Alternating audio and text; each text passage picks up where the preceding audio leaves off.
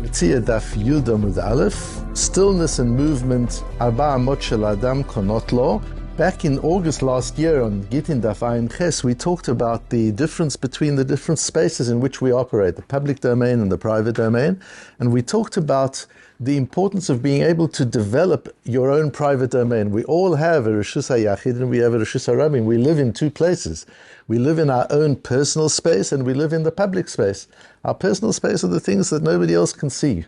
That's where we get deep into ourselves, and we're working on the qualitative elements of our personalities and of our character. And then there's Reshus HaRabim, what people see, how we engage with the world, which is a different area. And a lot of times in the halacha we talk about this interface between Reshus HaRabim and Reshus HaYachid. You know, it's very important in the laws of Shabbat and carrying, and various other cases as well. Today, our sugya links to that because the Gemara on Daf Ayin Ches in Gittin is based on a statement of Reish Lakish in the name of Abba Kohen in our Gemara. So the two Gemaras are linked and aligned, and what I want to do is to take that idea deeper, and we're going to have to dig deeply to get this amazing piece of Torah, this Matmonim for today. The Gemara revolves around the statement of Amar Reish Lakish Mishum Abba Kohen Bardela, Arba amot shel Adam konot lo b'chol makom. The 4 amot around a person. An amot is a cubit, so we're talking 4 amot is about 6 feet. So a circle that is a diameter of 6 feet around you, konot lo b'chol makom. Says Rashi, what does that mean? Im yesh svivotav davar hefker. If there is something in your domain, in the 4 amot around you, which is ownerless, it doesn't belong to anybody, nobody else can come in and grab it away from you. It's as if it's yours, because it's close to you. My time, back to the Gemara, why? Takinu Rabbanan. Why did the rabbis make this law? So clearly this is a law de Rabbanan. The rabbis made this law, and we've talked often the role of the Rabbanan is to make the ideals of the Torah practical in a world that isn't ideal. So here two people are arguing, is this mine, isn't it mine? The whole issue that we've been dealing with so far in Bava Metzia. So the Rabbanan have to step in and apply the laws of the Torah in a way that creates peaceful interactions between people.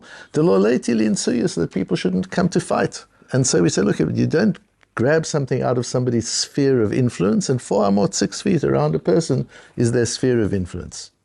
The Avnei Miluim is the K'tzos HaChoshen. So this is not a new friend, this is an old friend. We've talked often and recently also about the brilliant K'tzos HaChoshen, which he wrote on Choshen Mishpat, on the laws of business. And in Avnei Miluim, he said the same person, K'tzos HaChoshen, writes on the laws of the Even Ha'ezer, and laws of relationships and marriage. And there in Siman Lamed, he explains a view of the Ramban. And the view of the Ramban fits in very well with what the way the Gemara here has worded and the way and what Rashi says. And he says, Lo ifkiru bezdin me'olam et hadalad amot sheyeh shela kivan debatar haki ki ati acher harehim shelo. We're talking there in Gittin, we're talking about a case where you throw a get to a woman and it lands in her area, in her domain. It lands within 6 feet of her. So that's connect, it belongs to her. The same as if there's a mitzia, if there's something which is hefker in your domain, it belongs to you. So in the case of the get, that's considered v'natan biyada, it's considered as if you've given it over to her. Says the Avnei Miluim in explaining the Ramban, this does not mean that the Chachomim said that area around you converts into your own private area. That's not what it means. All the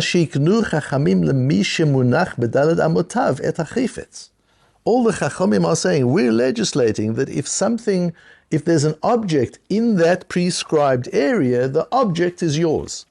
So the object of their legislation is the thing, it's the object, not the space.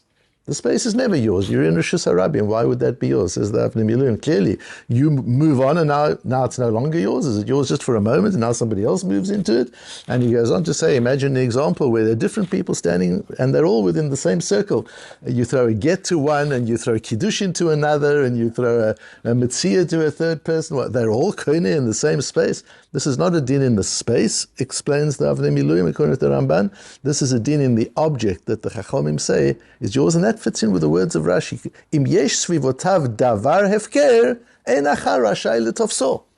Rashi doesn't say the space becomes yours. Rashi just says if there's an object there, Nobody else can take the object. That's what the Chachamim said. They assigned the object to your right. You have a right to that object. Which also helps us with Tosfos on our page, where Tosfos says, so why by Geneva doesn't it work? And he proves from a Gemara in Ksubas that we had that this principle doesn't work with Geneva. And he says, but the Chachamim only made this in order to avoid arguments. So that's in the case of Metzia. You're walking in the street and you find something, you're about to pick it up, and somebody else snatches it away. So as to avoid that situation, the Chachamim said, if it's in that area, if it's in your 4 amot, nobody else can take it away.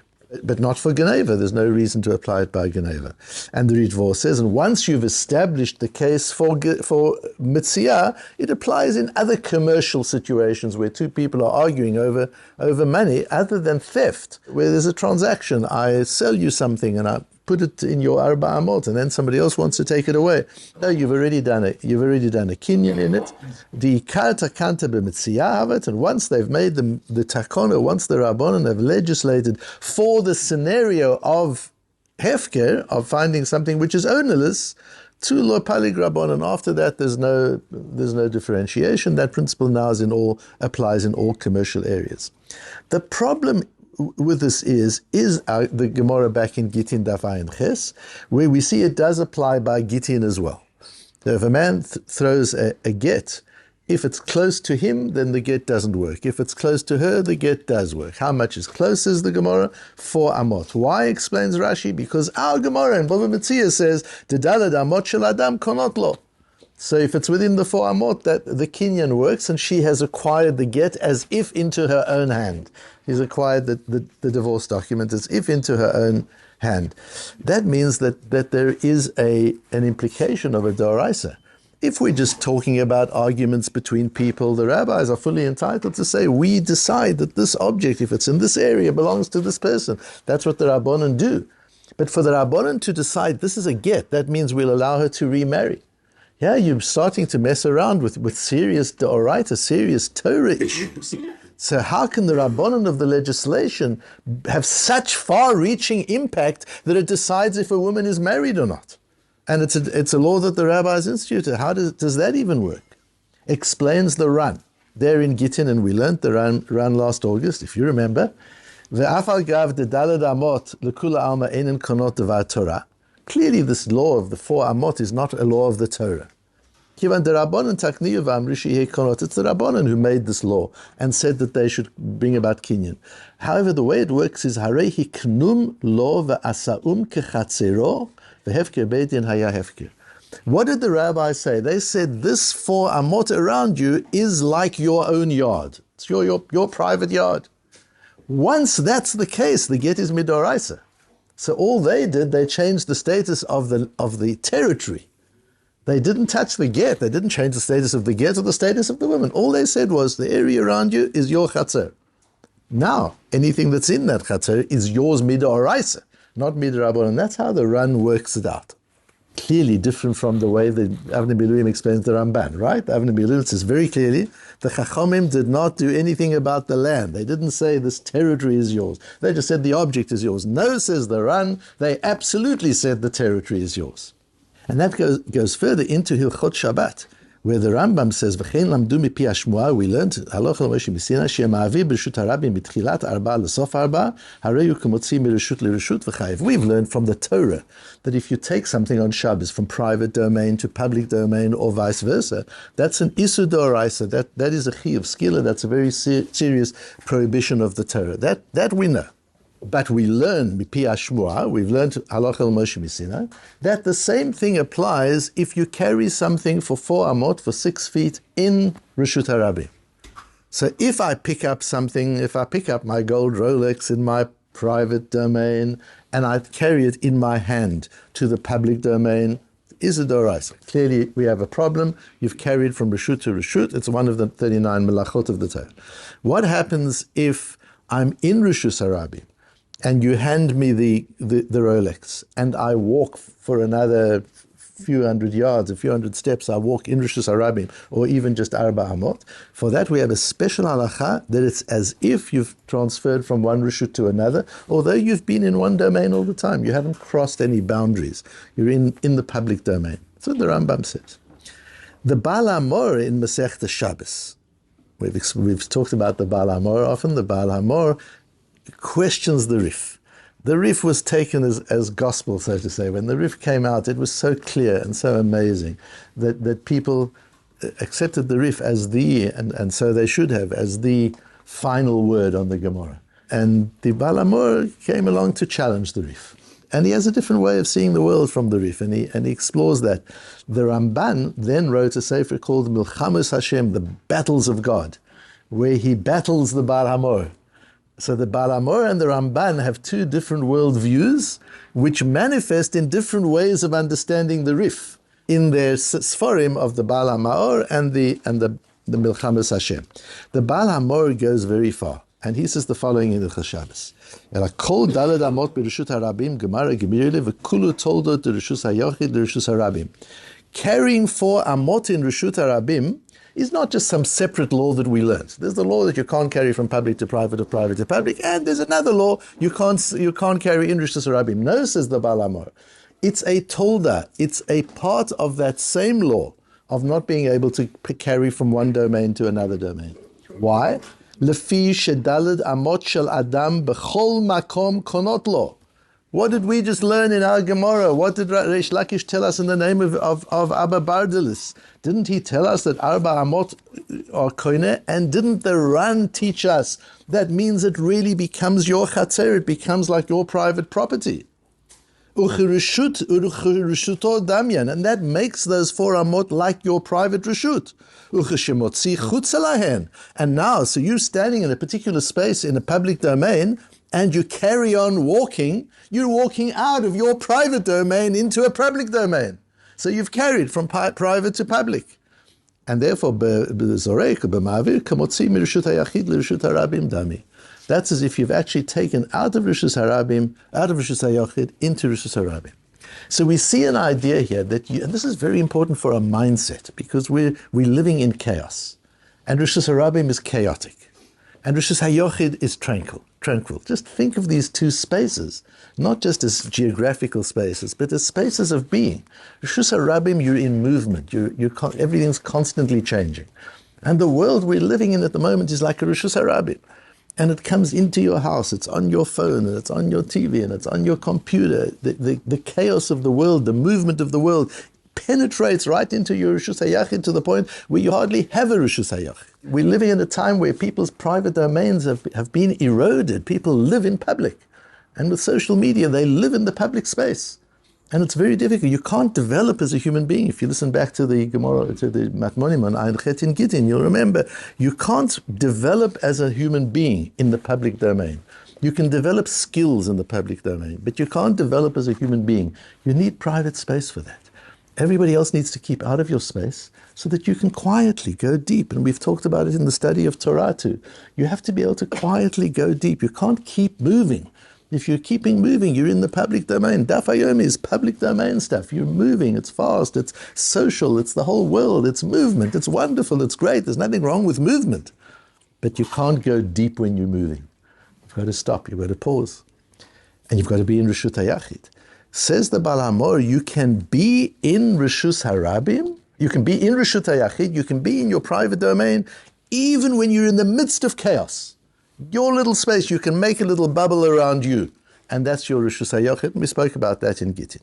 Then we had the Neil Amor, and you remember the Neil Amor is a Rabbi of Ohr Ra'anan who lives in Telston, and I told you about him, married to my cousin, who later passed away, and he wrote this amazing sefer on the Baal HaMaor, explaining the Baal HaMaor right through Shas, explaining making the Baal HaMaor accessible and understandable.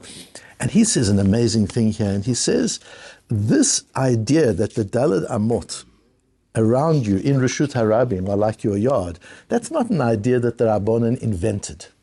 That isn't what they did. They didn't say, we're going to decide that although you're in Reshus Harabim, it's as if you're in Reshus HaYachid. He says, that is Svarad Deoraita. Ki zehu mekomo shel adam sheyesh lo litfos la'atzmo b'yito b'Reshut Harabim. This is a Deoraisa principle. The world is built with this principle in place. This is a law of reality, that the space around you in a Reshus Harabim is your space. It doesn't belong to the public. For those moments, it's your space. That's not a law that the rabbis created. We see from all sorts of halachot in the Torah that that's something the Torah assumes and takes for granted, that you have that personal bubble within the chaos of a Rishus HaRabim. That's in the Torah itself. What the Rabbanan came around to do is to decide, so what? So what are the implications of that? How does it affect Kinyan? How does it affect Shabbos? But it's all based on a principle, on a Torah. Remember, when we talk about a Torah principle, we're talking about a principle that's in the Bria, it's in the world. The Rabbanan create sometimes legal fictions in order to make it work. This is no legal fiction, this is real. However, the applications of it are up to the Rabbanan to decide. Rabbi Avil then asks a very important question, the question that's been troubling me since last August when we learned this. And I didn't really understand this part of it. Rabbi Avil asks, but the Rishus HaYachid moves with you as you move through Rishus HaRabim. Your bubble moves. So you pick up your Rolex watch in Rishus HaRabim, you walk in Rishus HaRabim, and you put it down somewhere else in Rishus HaRabim. That's really, you've picked it up in private domain, because where you picked it up was in your bubble. You've put it down in private domain, and you've walked through Rishus HaRabim in the middle. Why isn't that the same law as picking something up in Rishus HaYachid and putting it down in Rishus HaYachid, even though you've crossed Rishus HaRabim in the meantime? And he explains, it says an amazing idea. Why?